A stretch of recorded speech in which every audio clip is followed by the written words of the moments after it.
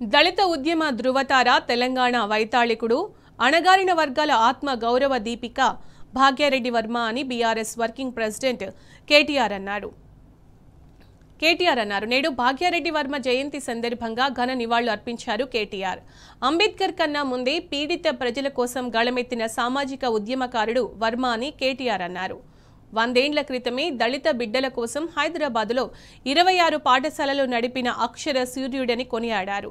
Plague మహమ్మారి కబళించినప్పుడు నగరంలో గొప్ప సేవలు అందించిన ఆదర్శ సంఘ సేవకుడు వర్మ అని కేటీఆర్ అన్నారు.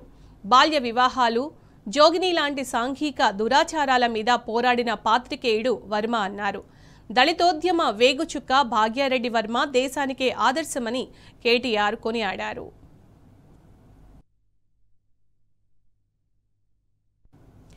దేశమంతా తిరిగి బహుభాషల్లో భావజాలం వ్యాప్తి చేసిన గొప్ప వక్త వర్మ అన్నారు.